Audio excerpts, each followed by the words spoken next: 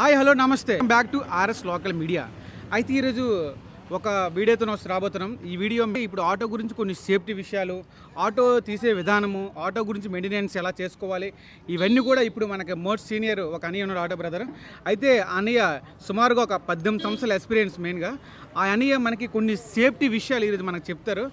మనకి ఆటో సంబంధించిన కొన్ని సేఫ్టీ విషయాలు ఇవి పబ్లిక్ చెప్పాలి. ఎందుకంటే మీ ఆటో గురించి కొన్ని మెయింటెనెన్స్ ఎలా తీసుకోవాలి, ఎలా తీసుకుంటే మనకు బాగుంటుంది. మినిమం మామూలు తిప్పితే ఒక నెల రోజుల్లో తిప్పాలి. ఆయిల్ మెయింటెనెన్స్ చేయాలి. తర్వాత లేదు కాదు పోదంటే 2 నెలల లోపు, లేదు తిప్పలేదంటే మెగాకు వచ్చేసరికి అయితే 3 నెలలు ఆ మెయింటెనెన్స్ చేసుకుని సరిపోద్ది. Oil maintenance compulsory oil maintenance చేసుకోవాలి. చేసుకుంటే ఆటో ఇంజిన్ అనేది చాలా బాగుంటుంది.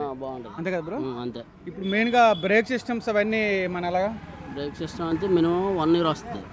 ఒకసారి బ్రేక్ షూలు వేసామనుకో 1 year వస్తుంది.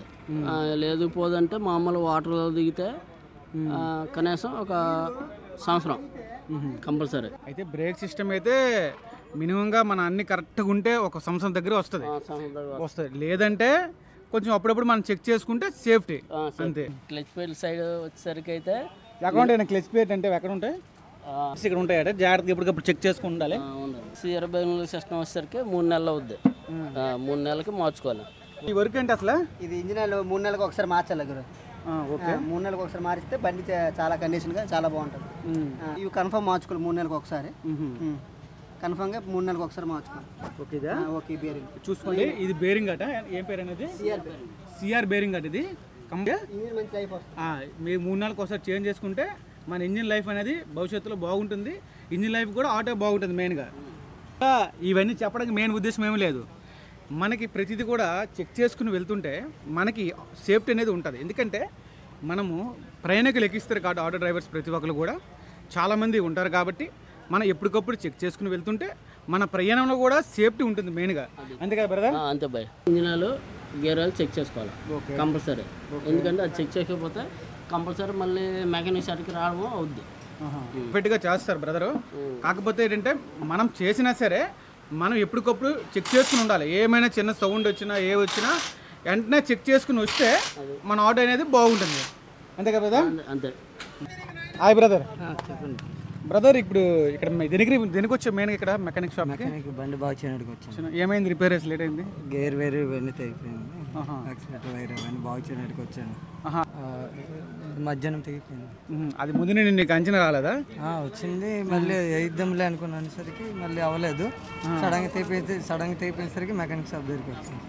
ఇప్పుడు ఇక్కడ మన బ్రదర్ ఎలా చేస్తారు వరకు? ఇక్కడ పర్లేదు, చాలా బాగా చేస్తారు. మన రామభద్రపురం చుట్టుపక్కలకి ఏరియాకి, రామభద్రపురంకి మన సీనియర్ని బాగా చేస్తారు ఇక్కడ. ఓకే. మన ఇక్కడ మెకానిక్ అన్ని పేరు మాలంగా అయితే ఇక్కడ చాలా బాగా చేస్తారు. అందరూ ఇక్కడికి వస్తాం. నేను కూడా అలవాటు అయింది కాబట్టి ఇక్కడికే మాకు ఇక్కడ అలవాటు ఇక్కడే చేసుకుంటాం. ఓకే.